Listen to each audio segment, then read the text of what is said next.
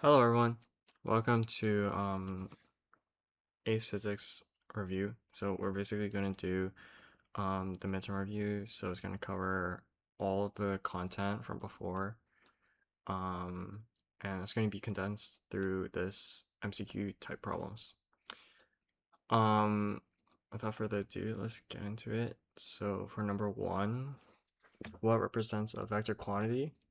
So recall that a vector quantity is basically a value as well as a direction.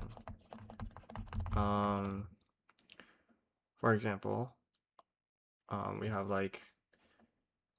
actually I shouldn't really do examples because these are the examples and we just have to figure out which one doesn't satisfy these two conditions, right? So for the first one, we have a value 1 newtons and it goes upwards. So the first one is just A, because it gives you the value as well as the direction upwards. But let's look at the other ones just in case. So for this one, there's 2 kilograms and decrease. There's no direction, but there is a value. You can lose 2 kilograms and it's still just a value, just a number, a scalar. And the same thing goes for these two because this is just temperature and this is time. There's no direction in time. It's always moving the same direction. But yeah. Number two, which quantity with its units is correct, as shown. So the acceleration, this is a unit you should know, but if you don't know, acceleration is just v over t. And v is equal to meters per second, right? And then time is meters per second. Thus, the units for this should be meters per second squared. But in here, they should give us meters per second, so this is not the answer. Electric current in the lamp. So we know that electric current is I. This is going to be Q over time, right?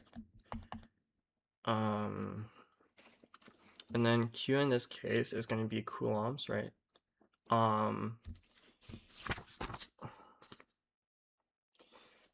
If you're unsure what Q stands for, just remember that big Q is equal to small q multiplied by n divided by time, where small q is the elementary charge given in the reference sheet, which is around 1.6 times 10 to the something 19.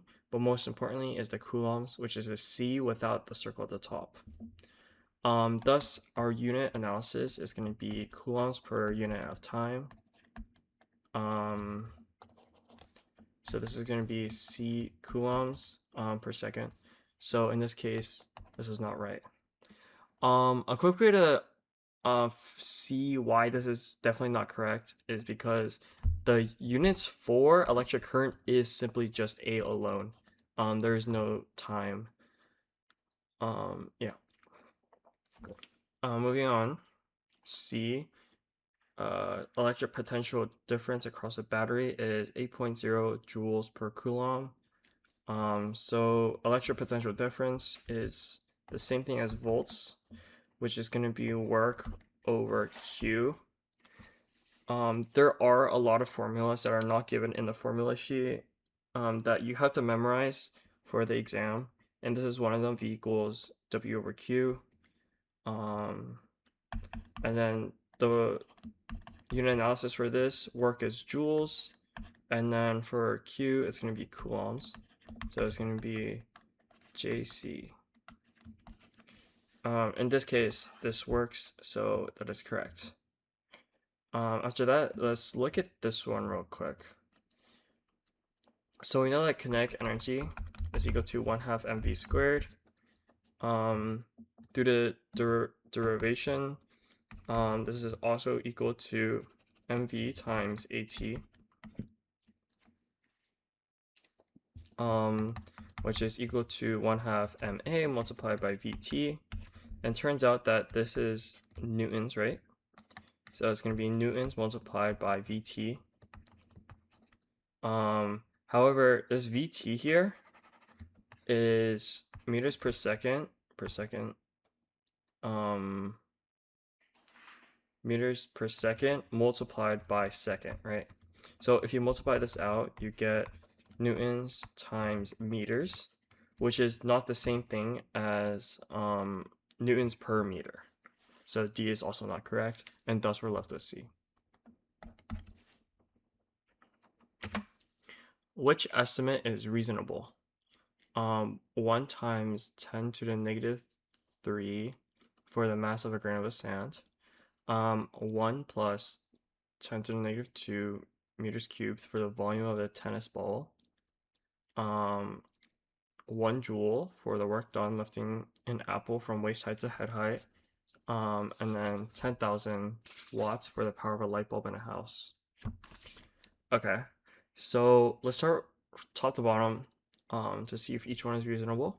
For A, we need the mass of a grain of sand with this value here. So we can convert this into grams to see if it's more reasonable. If we multiply this out, we get that this is the same thing as 1 gram. And if you've ever seen a 1 gram weight, it is definitely much larger than a grain of sand. So for this case, A is definitely not the answer. For B,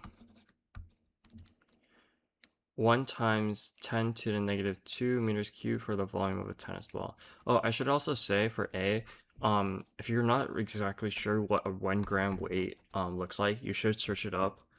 I don't know, because when I was in elementary school, we used to do some types of experiments using gram weights, basically. And 1 gram is like kind of a big push on your thumb, or not really, but it is on your thumb. And you can feel it very distinctively, whilst a grain of sand you cannot feel at all, like on your finger in terms of weight, or yeah. All right, so for B, okay, yeah. So if we cube root this, we should get a number of 0.215 meters, which is around 20 centimeters, right? And okay, so as an American, I have to convert this to inches, because I'm more familiar with that unit. So inch is about 2.5-ish. So if you do 20 divided by 2.5, we'll get around 8 inches per side. And in my opinion, 8 inches is an 8-inch cube, like the side of a cube that is 8 inches is definitely much larger than a tennis ball. So this B is not correct. All right, for C, 1 joule, 1 times 10 to the 0, which is basically 1 joules for the work done lifting an apple from waist height to head height. Okay. So for C, we're doing work, which is force times distance, right?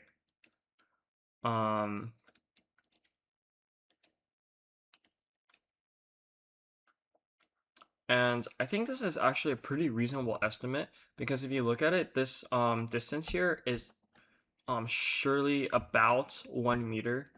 And then force times distance is mass times acceleration, right? The mass of an apple isn't very high at all. It's like 0.1 kg. Let's say 100 grams, 50 grams, around that. Times the acceleration. And this becomes about 1 as well. About 1 Newton multiplied by 1 meter. So it is about 1 joule. So C is most likely the one, but let's look at this one. So we're looking for the power of a light bulb. 10,000 watts for power in a light bulb. So power is work over time, right? power is equal to work, which is force times distance over time. Wait, let me think about it. I think power is different. Yeah, so in terms of circuits, I think you have to use this formula. Work over charge. And it turns out that in order for this to be very big, the work of the thing also has to be extremely large, but it's only a light bulb, so it doesn't really make too much sense that it should be this high. And also, it's kind of like a trivia knowledge, in my opinion. These types of problems are kind of like trivia. But I think the typical wattage of a bulb is like 400 watts, I think. Compared to like 10,000, it's only 400, so this is definitely not reasonable at all.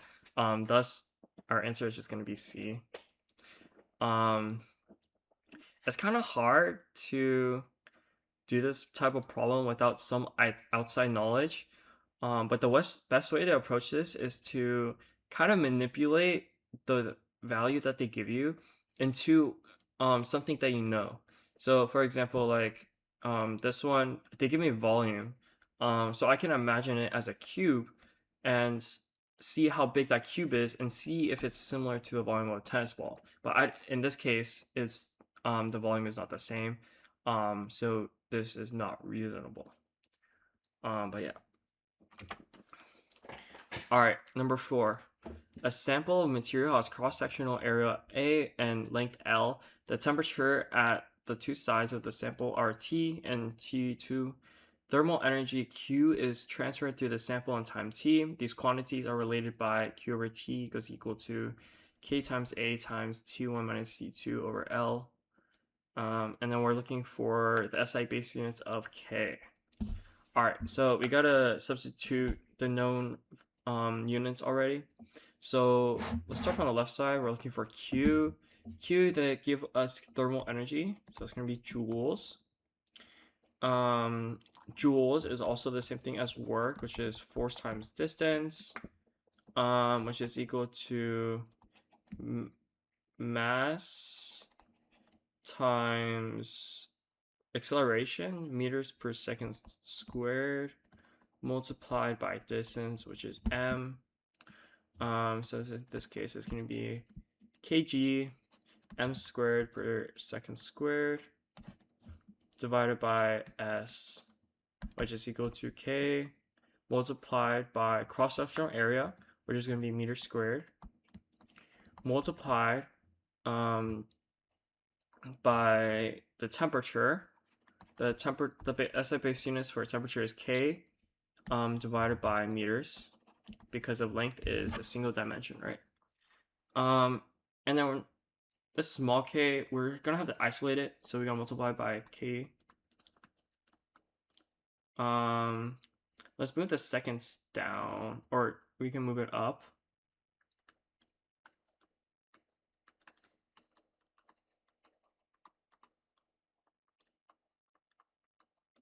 And then we do it again. We move the meter squared to the side, and then we'll also move the K to the other side.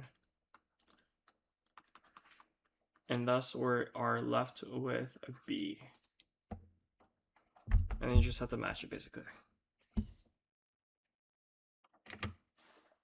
All right, the graph shows the variation of velocity with time t of an object moving in a straight line as shown. At t equals 0, the displacement of the object is also 0. What is the displacement of an object at t equals 20 seconds? All right, so this is a pretty conceptual problem. You can use some calculus knowledge to do this, but it is not necessary. But essentially, to calculate displacement based on the velocity time graph, we need to find the area under the curve, basically. So in this case, we're given t equals 20 seconds. So we have to stop here and calculate the area of this. Notice that if it's above the x-axis, it is going to be positive, while below the x-axis, it's going to be negative. So let's calculate the area.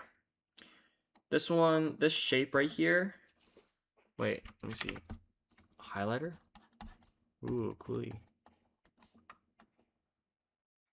Okay, so the highlighter, the highlight portion is going to be a triangle, and the area of a triangle is just going to be 1/2 times base times height, and then we substitute the values that we know. The height in this case is going to be 3, which is based on the y-axis, and then the base is going to be 16 multiplied by 1/2, and you get 24. So we get 0 initially plus 24 plus this is probably 1.5, and I think it is 1.5. So it's going to be negative 1.5 multiplied by this base here. So it's going to be 4 divided by 2. So it's going to be negative 3 plus 24 plus 0. And then this is going to be equal to 21. A science museum designs an experiment to show the fall of a feather in a vertical glass vacuum tube. The time of fall from rest in the vacuum is close to 0.5 seconds. What length of the tube is required? All right, so we do need, in this case, a Suvat equation, simply because they're asking for the length of the tube, which is the same thing as asking for displacement. They want us to find the fall of a feather, which we can assume initial velocity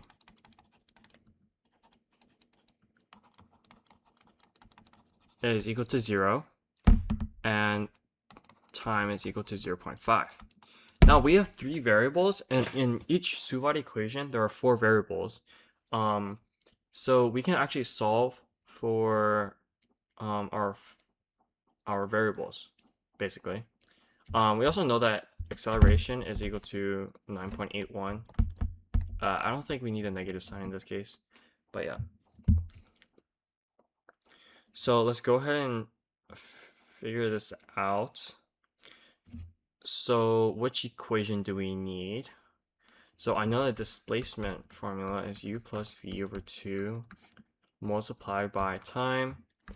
So we can simplify this as this. But we don't know what v is, but we know that v in terms of a formula is like this. So v is equal to 9.81 multiplied, or let's just say at for right now. So s is equal to at over 2 multiplied by t, which is equal to at squared over 2. And then we just substitute the quantities that we know. 9.81 multiplied by 0.5 squared divided by 2. And you should get about 1.2 meters, which is A. 2 coins are projected from a horizontal table at the same initial speed u. Coin X is projected horizontally and coin Y is projected upwards at an angle of 30 degrees to the horizontal. Both coins hit the horizontal ground without bouncing. Assume air resistance on each coin is negligible. Which statement about the motion of the coins is correct? So A, both coins hit the ground with the same speed. I think this may be incorrect, but not necessarily. B, both coins travel the same distance. I don't think this is right at all, simply because Y has a vertical component initially, while coin X doesn't. So Y goes up and down, right? And then coin X just goes down. So in this case, B is going to be incorrect. All right, for C, coin Y hits the ground before coin X. This is definitely not right. I think this is because this is not right because y will have this whole vertical component where going up and down, then down, before coin x. And then finally d, coin y has a smaller vertical acceleration, which is definitely not true because they both have the same vertical acceleration. And thus we're left with a. All right. So I think the reason why it's a, okay, so I kind of guessed on this that when I initially did this, but I think it's a simply because the magnitude of this is u, thus the vertical component is u sine 30, and then the horizontal component is u cosine of 30. And once it falls, it kind of it's just proportional basically. And eventually you get the same magnitude and thus the same speed. But I'm not entirely sure how it works, to be honest. Number 8, two spheres are released from rest at equal heights from above the ground. Both spheres reach terminal velocity. One sphere has larger density than the other sphere. Both spheres have equal volume. Which statement is correct while both spheres are at terminal velocity? Okay.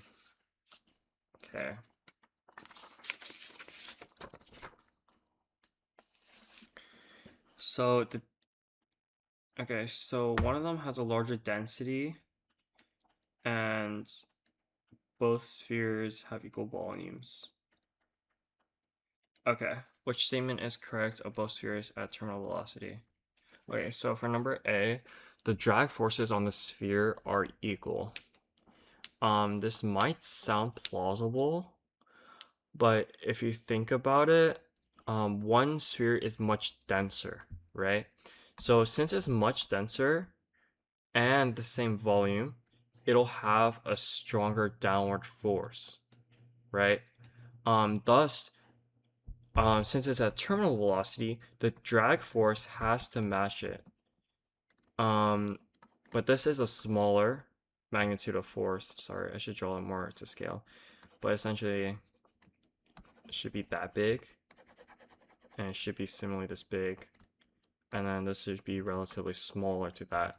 So in this case, A is wrong. And B, the resultant forces of the sphere are equal. In this case, this is correct because at terminal velocity, the resultant forces on the spheres are both supposed to be equal to 0. And thus our answer is B.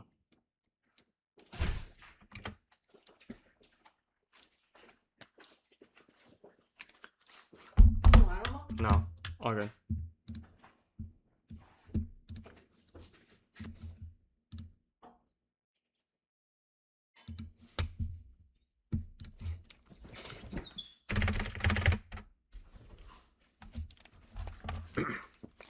All right, so for number 9, which statement defines force? So when a force acts on a body that is free to move, the force is the product of the mass of the body and its acceleration. So this is saying F is equal to ma. For B, when a force acts on a body that is free to move, the force is the rate of change of momentum of the body. So in this case, it is saying that the rate of momentum per unit of time, right? And then for C, when a force acts on a body that is free to move, the force is the work done by the force divided by the distance moved by the body. So in this case, force is going to be equal to work over distance. When a force acts on a lever and causes a moment, the force is the moment divided by the perpendicular distance of the force from the pivot. So this is a moment interpretation of force where you have the pivot, right, and then you have a force, and then the moment you divide by the force, so moment is equal to force times distance, and then moment where S is equal to F. So which one of these statements is going to be the correct answer? So if we look at C and D, they are very similar in form basically. So we're dividing some type of work and we're dividing it by the distance. So because you're similar, they're most likely not the answer because only one of these answers can be right. Yeah. And then we have to choose between A and B, which is the product of mass and acceleration, and then the change in momentum. The best description, I would say, would have to be B. It is the most concrete definition, I think. If you're confused, this is you're gonna have to memorize it, I believe. Because I had to do it the same way. So yeah. And I believe the first one is exactly not very precise, simply because you can't really always get like an acceleration. Oh wait, no. The reason why A is incorrect is because the mass of the body is not always constant. So you need to always account for the change in momentum, where the momentum is m times v, where mass can always vary, but it's always going to be like accounting for the change in mass for B. So B is the most precise definition. All right, so for number 10, objects P and Q form an isolated system. Object P has mass 6.0 kg and is moving at a speed of 3.0 meters per second. Object Q has mass 2.0 kilograms and is moving at a speed of 4.2 meters per second at an angle of 35 degrees to the path of P, as shown in the diagram here. Objects P and Q collide and stick together. What is the magnitude of the component of the final momentum of the combined objects in the original direction of P? All right, so for these types of questions, the best way to approach these is to break each object into its x and y components. So for example, if we have px, the x component of object P, we can see that it only moves right. So it's going to have a momentum of mass times all right, sorry. So we should say that the momentum of the x, because we're going off the momentum, the final momentum, so we should write it in terms of momentum.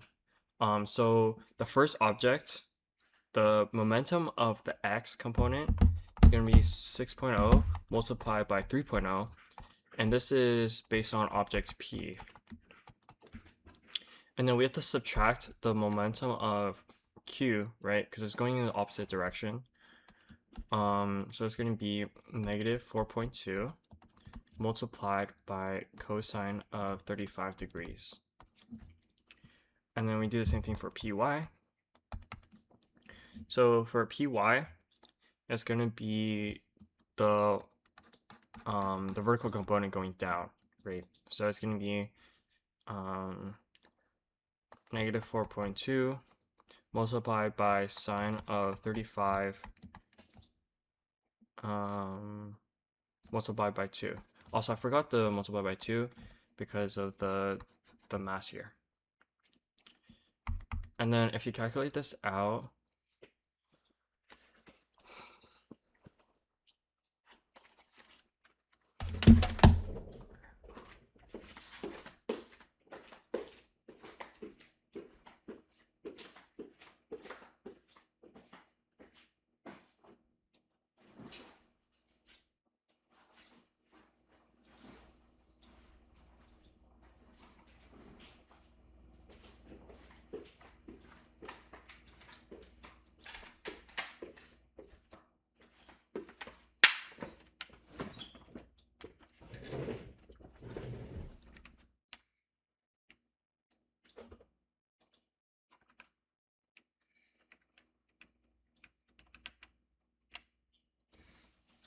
you get P of x is going to be equal to 11.119, and then P of y is going to be equal to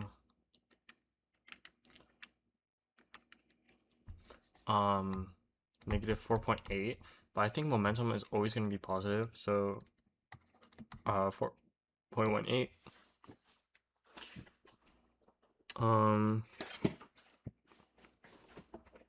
So they're asking for the magnitude of the component of the final momentum of the combined objects in the original direction of P. So since this is in the original direction of P, we're looking for the only X direction, right? So we actually calculated our momentum in the X direction. So we can stop here and say that the answer is B.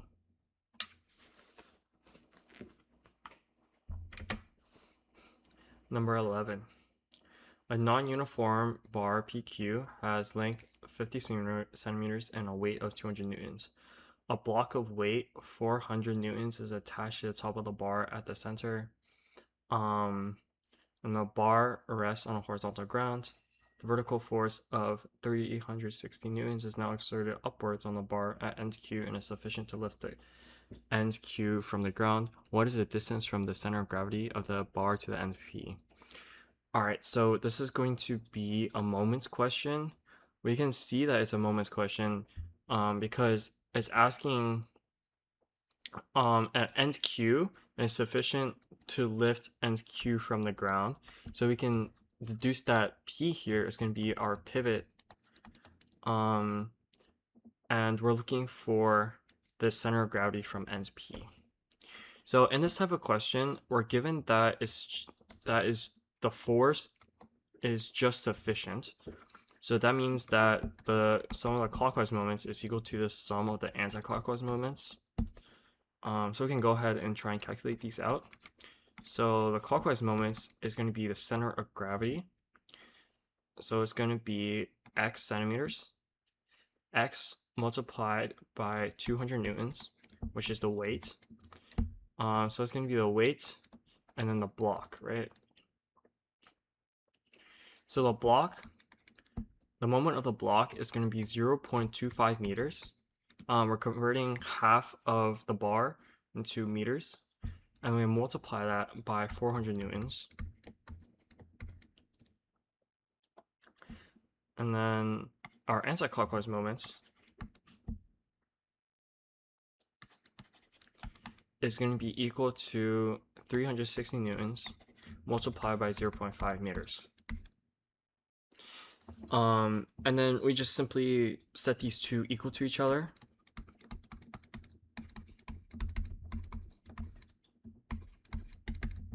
And solve for x.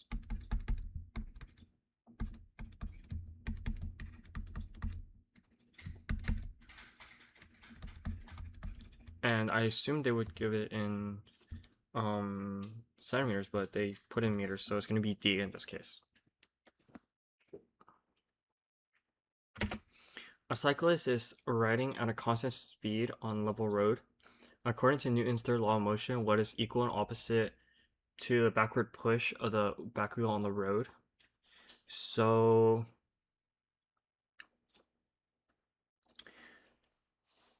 according to Newton's third law of motion, it's actually very cheesy in my opinion because it's very unintuitive.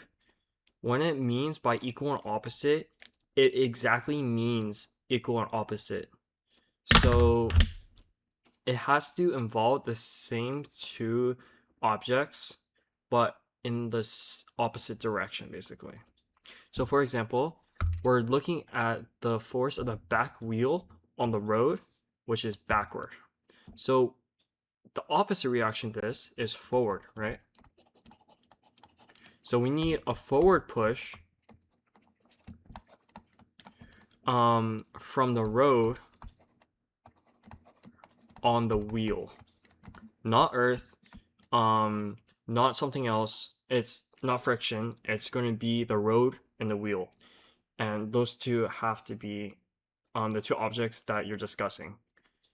So in this case, it's going to be B, which satisfies what I just wrote here.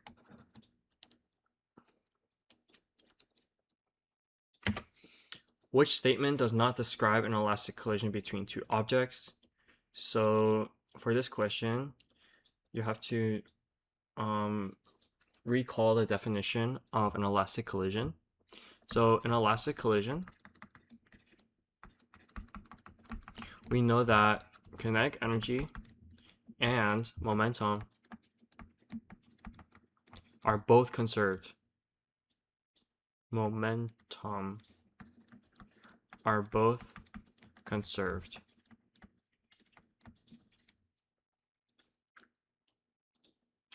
All right. So now let's look at the answer choices. The relative speed of approach of the two objects equals the relative speed of separation. Maybe? Let's look at the second one. The total kinetic energy of the objects is conserved. Okay, so this is definitely correct. So this is definitely not the answer because we're asking for not describe. For C, the total kinetic energy of the objects is reduced. Wait, B is the complete opposite of this statement. But since B is definitely not the answer, that means C has to be the answer. And honestly, I think this is the most strong answer because we already said that kinetic energy is being conserved. So there's no reason for it to be reduced. So that's why 13, C is the incorrect description of elastic collision.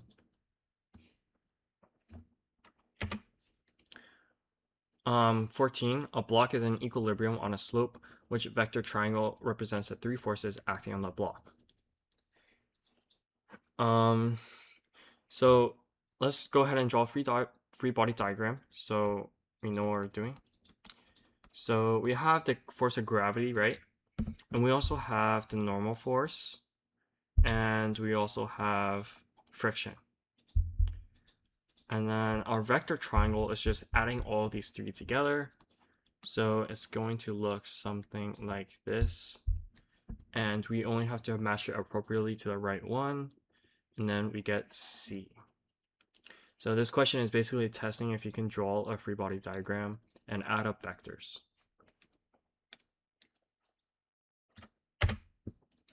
15. A stone is released from rest and falls a long distance in air. Which graph could show the variation with time t of the acceleration of the stone? So remember that we're looking at an acceleration, and it's falling in air, which means that air resistance is present. And that also means that our object will reach terminal velocity.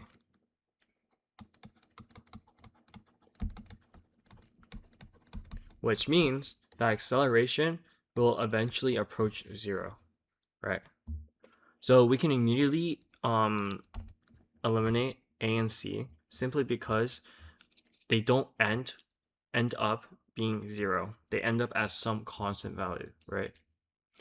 Now we're stuck with A and D, or B and D, sorry.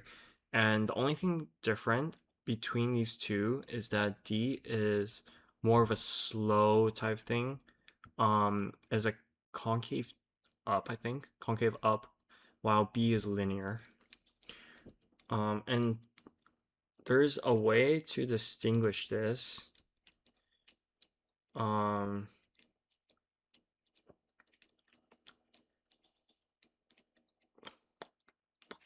But I'm pretty sure you do have to do some unit analysis to fully understand it. So we know that force is equal to mass times acceleration, correct?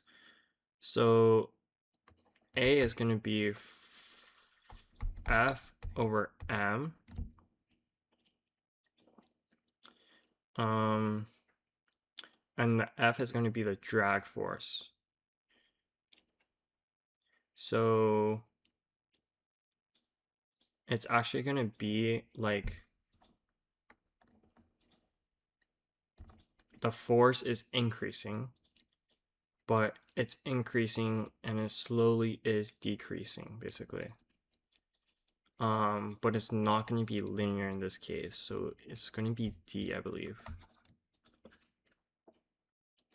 The reason why I think it's D is because we're dividing by an M, right? So as F continues up and up, and up, sorry, it should go down, sorry. As the resultant force goes down, our acceleration becomes smaller and smaller, but it's based on the division rather than addition or subtraction. And we know that division is going to result in a non-linear graph. So that's basically my logical reasoning. All right, number 16. A measuring cylinder contains 80 centimeters of a liquid. The pressure due to the liquid at the 60 centimeters mark is 1200 pascals. What is the pressure due to the liquid at the base of the measuring cylinder? So we have a cylinder, right? And it's 80 centimeters cubed. This is misleading. Volume is equal to that. And at the 60 mark,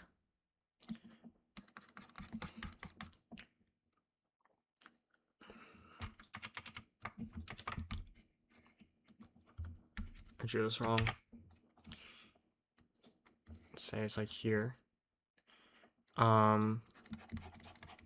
If we say that this is 60 centimeters cubed, the water up here has a force of 1200 pascals, but this is only 20 centimeters cubed, right? So that means that there's still 3 times as much volume below it, and pressure is proportional to area.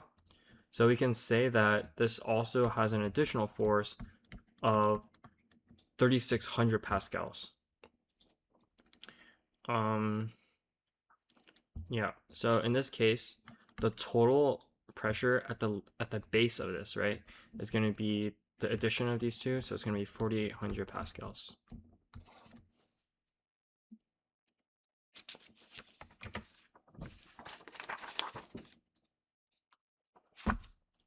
All right, for number 17, a wooden block is held stationary in a container of water using a string that is attached to both the wooden block and the bottom of the container, as shown. The wooden block has mass m and volume v. The water has density p rho, and the acceleration of free fall is g. What is the magnitude of the force acting on the block due to the tension in the string? So we're gonna go ahead and draw a free body diagram on this. So we know that the tension in string is going to be going down f of t, and then we have f of g, and then we have up thrust. So up thrust is equal to f of g plus f of t because it is in equilibrium after all. And then up thrust is going to be rho gv equal to mg plus the tension in the string that we're trying to find, right? And if we solve for f of t, we get rho gv minus mg, which is going to be d.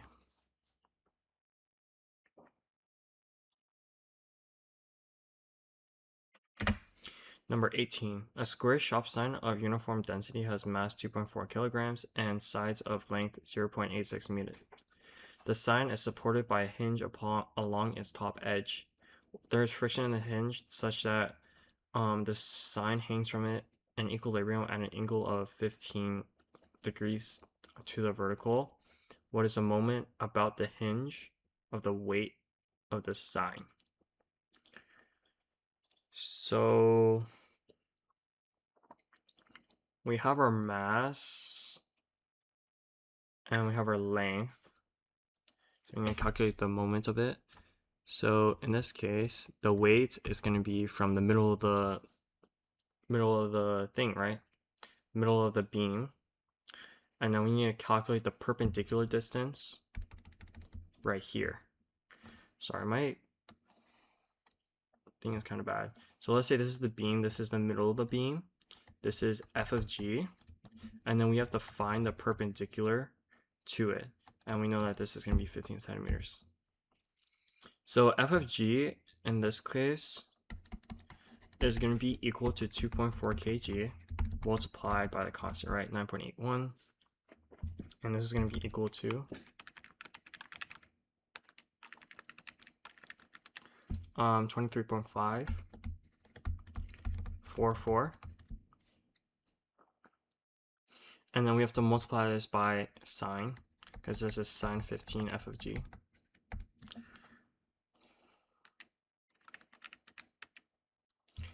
Which is going to be equal to 6.0936. And then we have to, this is our force, right? Now we have to calculate our distance, which is going to be this, which is 0.86 divided by 2. So our moment is equal to 6.0936 newtons multiplied by 0.43 meters, which is going to be equal to 2.6 Newton meters, which is going to be A.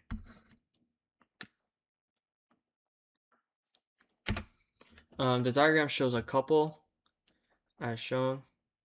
How is the torque of the couple calculated?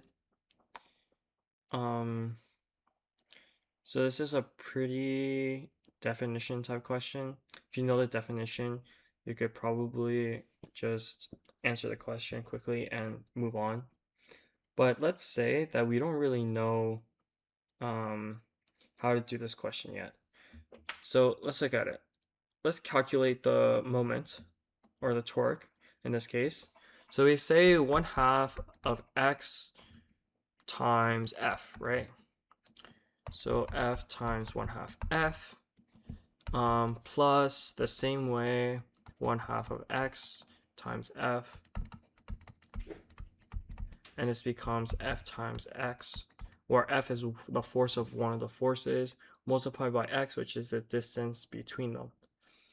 And so in this case, the only plausible answer is going to be B. If we look at C, this is not correct because it says the sum of the forces, and we can only take one of the forces. Otherwise, it's going to be too big by a factor of 2. But yeah.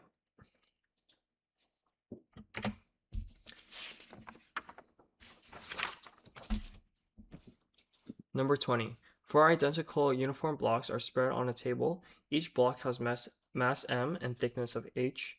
The acceleration of free fall is g. How much work is done on the blocks and stacking them on top of one another? So I believe this is similar to the potential energy, which is mg delta h. And when we stack them, we do work in equivalence of the potential energy. So in this case, we have this one here. This is going to be mg of delta h, which is going to be 0. We don't need to worry about that.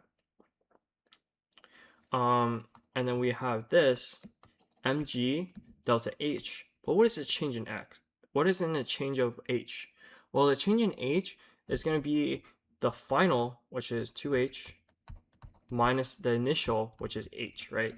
So this is going to be simply just h. And if we look at the same here, the second block here is going to be mg2h, and then finally the top one is going to be mg3h. So we have to add all these together. Then we get mg times 6h, or 6mgh, which is going to be B.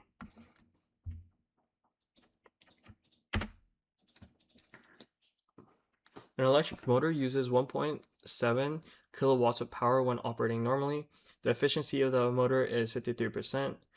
What is the useful output power of the motor?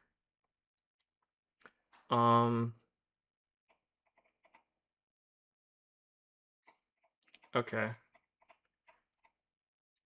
I read this question and I immediately think, is this a trick question?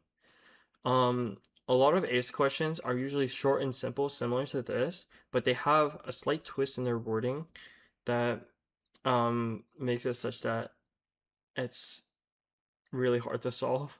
But let's look at this. It seems like it's normal. So we use this amount of power and we have an efficiency of that. So the useful output power should be simply 0.53 multiplied by 1.7 times 10 to the third watts. And we look at the answer choices, we see that it's kilowatts. So this is unnecessary conversion. So let's rewrite this, multiply by 1.7 kilowatts.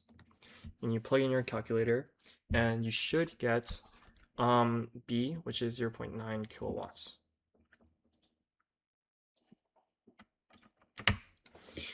A student has a copper wire and a steel wire with equal lengths and cross-sectional areas. The student hangs identical loads on two wires. The extension of the two wires are different. The student calculates the stress, strain, and Young modulus of each wire. Which row identifies the tick? The calculated values are equal for both of the wires. So Young modulus is going to be stress over strain. I believe that is the thing. But it is basically stress divided by strain. And we do need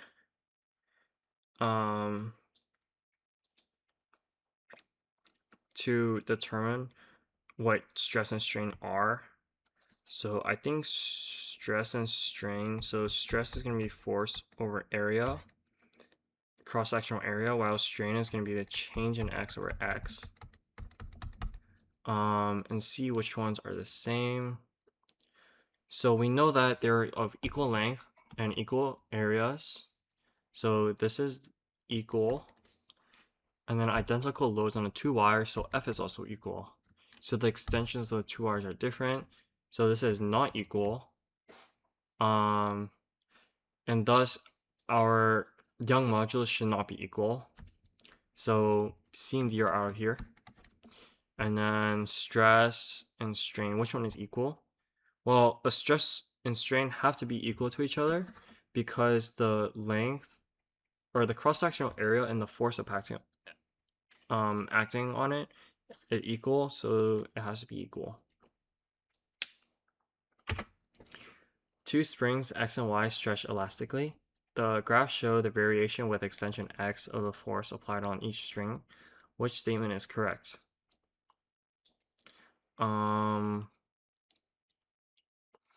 When each spring is given the same extension, the energy stored in Y is 4 times the energy stored in X.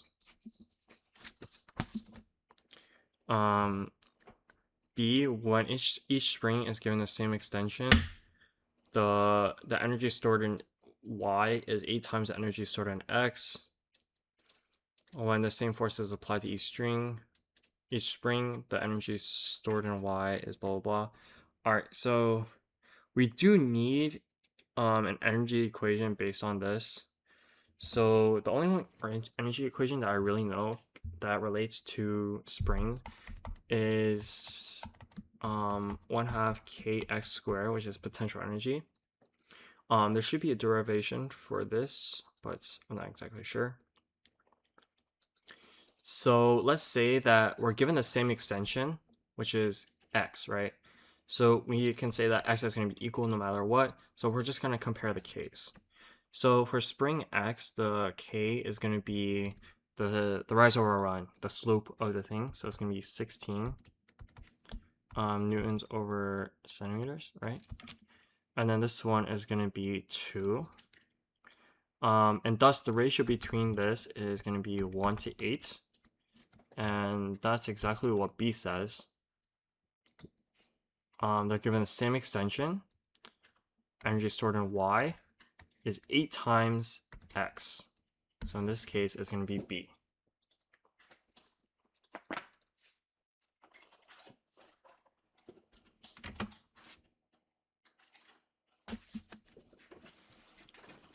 Which phrase describes the strain at the elastic limit on a stress strain graph? Okay. All right, so A, the maximum strain below of which Hooke's law is obeyed. B, the maximum strain below which deformation is plastic. So this one is definitely wrong because this is just saying that everything before is plastic, but it clearly says that we need an elastic limit. It has to be elastic, and this B contradicts the given statement. Number C, the minimum strain above which Hooke's law is obeyed. This is also incorrect because we're looking for the limit, elastic limit. So above the elastic limit, the deformation should be plastic. And if it's plastic, that means that Hooke's law is definitely not obeyed. So B and C are out of here, and then we have A and D.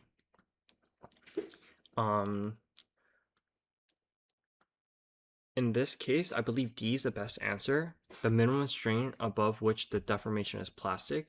I believe this is the best answer because we're looking for elastic limit. There is a point where it becomes elastic into plastic. And Hooke's law here is kind of just like sitting there. And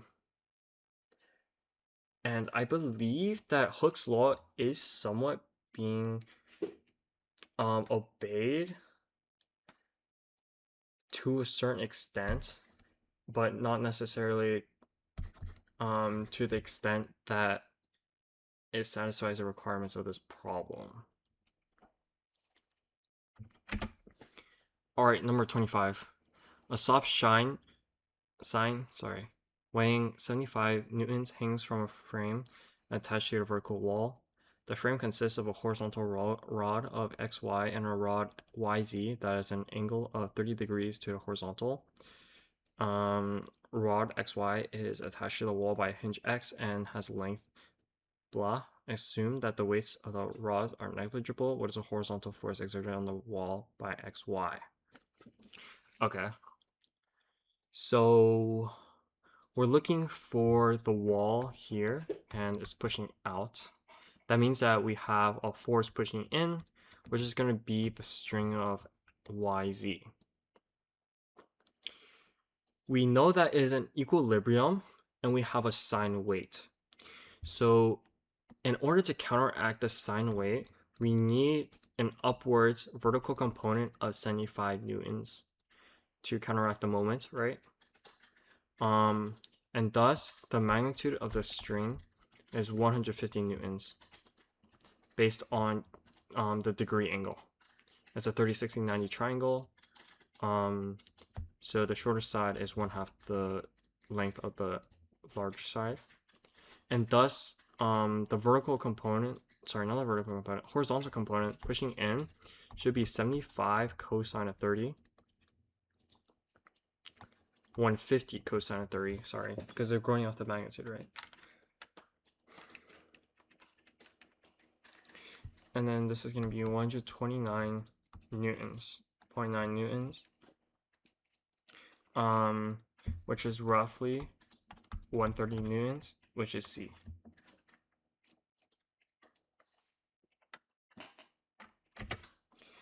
What are the units of stress, strain, and Young modulus? Great question. Okay, so let's go ahead and do this. So we know that Young modulus is going to be equal to stress over strain. I think this is the formula. This is a formula that you have to memorize for the exam. So if you haven't already, try and memorize this formula for the exam. This not only covers just this question, but a wide variety of other material type questions. So yeah. And then if we break this down into units, we get force over area divided by the change in x or x. And if we look at the units of this is going to be newtons over meters squared divided by meters over meters. So these cancel out into no units. And this becomes pascals, right? Because this is pressure. And eventually this leads to pascals. Thus, the only answer that satisfies this is going to be D. Pascal, no unit in Pascal.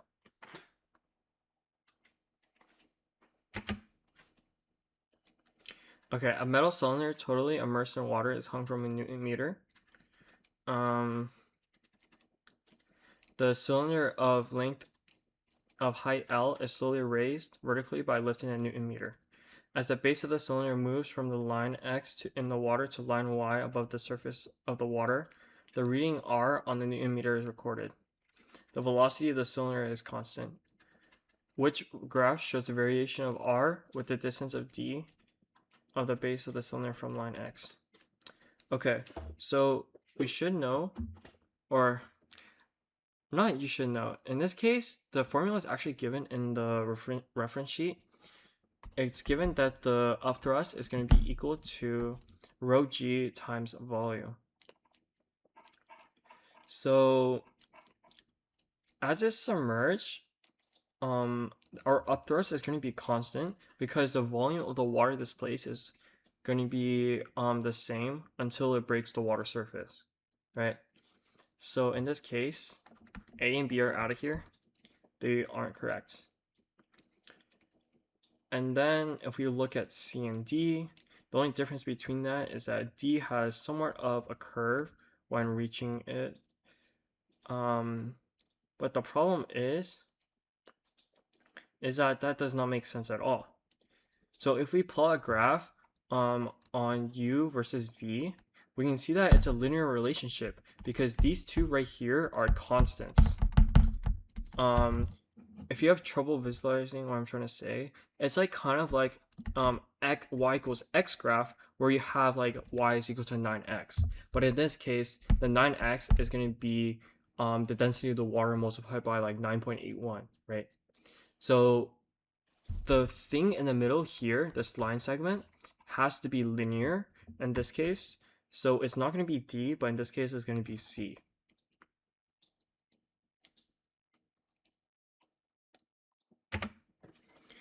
A spring is suspended from a fixed point and force is applied. The position of a pointer attached to the bottom of the spring against a vertical ruler is recorded. Before the force is applied, the position of the pointer is this. After the force is applied, the position is this. The extension of the spring is determined. What is the percentage uncertainty in the extension? All right. So when adding and subtracting, the extension is going to be equal to 250 plus or minus 2 millimeters minus 225 plus or minus 2 millimeters, right? And then this becomes 25 plus or minus 4 millimeters. And this is simply the attribute of absolute uncertainty is that when you add and subtract values, you simply add up the absolute uncertainties. But they're looking for the percentage uncertainty. So in this case, we have to convert this into a percent. So 25 plus or minus 4 over 25 millimeters, percent millimeters, right? And then we multiply by 4 on the numerator and denominator, and we get 16 over 100, which is equal to 16%, which is going to be D.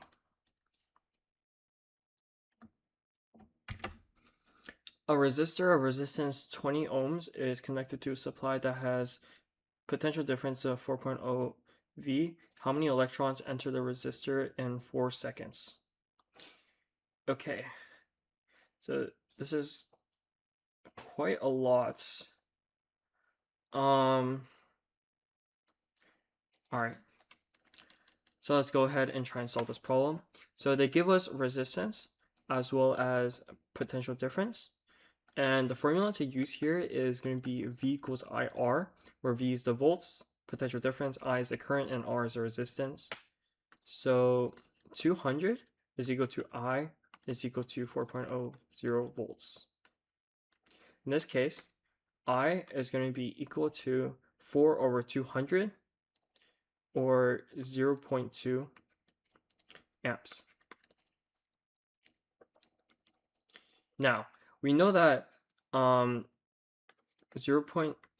I is equal to big Q divided by time, which is also equal to number density, or the amount of electrons multiplied by small q, which is the elementary charge, multiplied by t, which is our time. And then we simply need to plug in the numbers that we know. So I is equal to 0.2 amps is equal to n. This is what we're solving. And then small q, which is going to be the elementary charge, which is given in the reference sheet, multiplied 10 times 19. And then we divide this by the time, which is 4.0 seconds.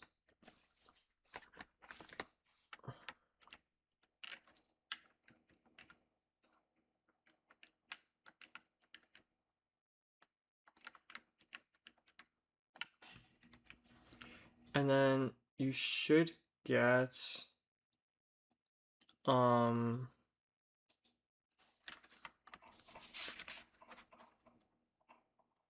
around 5 times 10 to the 17, which is going to be C.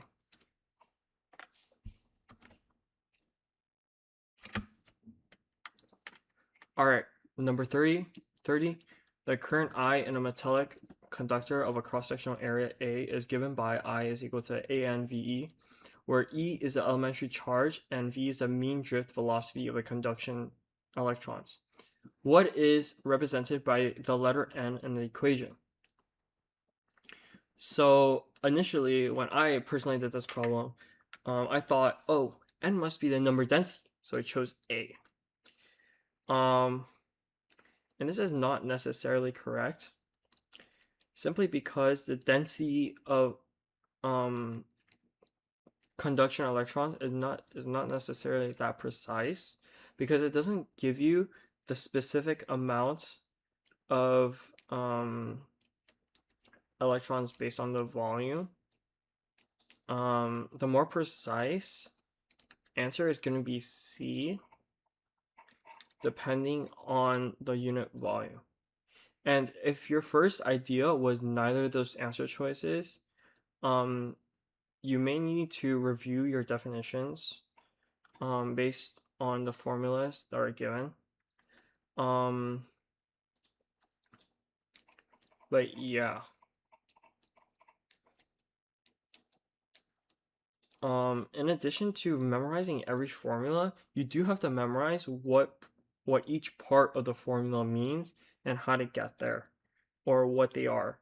Because if you memorize a formula, how will you use that formula if you don't know what each of the parts are, right?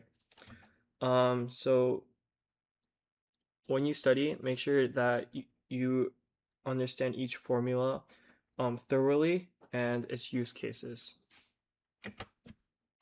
Number 31. 3 identical springs, each with the same spring constant, are connected together in 4 different arrangements as shown. Which arrangement has the largest combined spring constant? Okay. So in this case, the best way to kind of approach this problem is to use K, right? So if you've ever done an experiment where you have 2 springs, right, and they're in parallel compared to a string that are connected together in series, right? Well, we know that in this case, it's going to be halved. In this case, it's going to be doubled. So you kind of have to use this intuition to answer this question, because D in this case is going to be 1/3k, which is definitely not correct. And this is going to be 2k plus 1k, I believe. Is that right?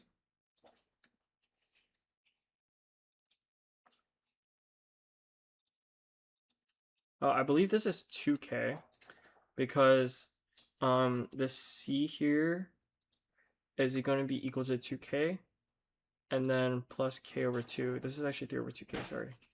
This is 3 over 2k, because you have half of that.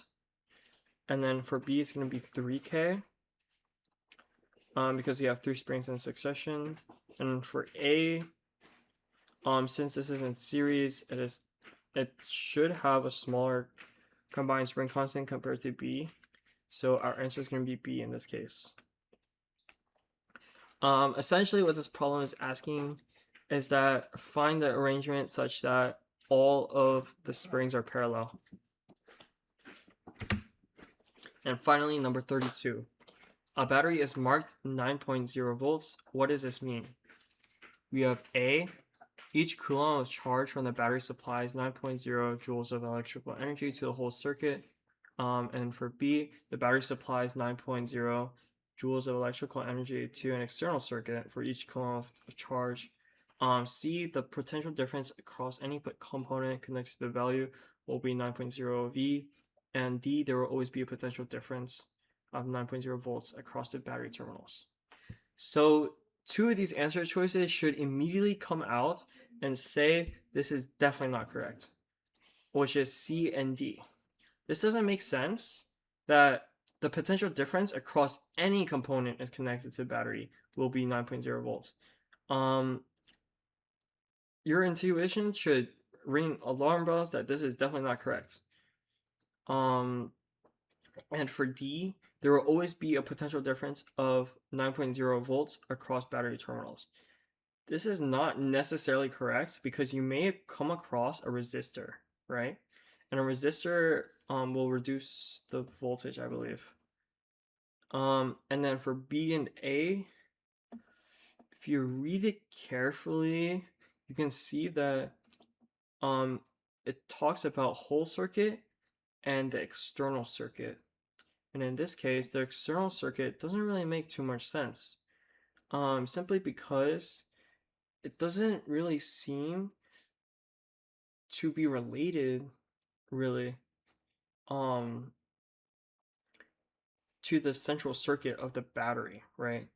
It can't be the external circuit, so it has to be A in this case, I believe.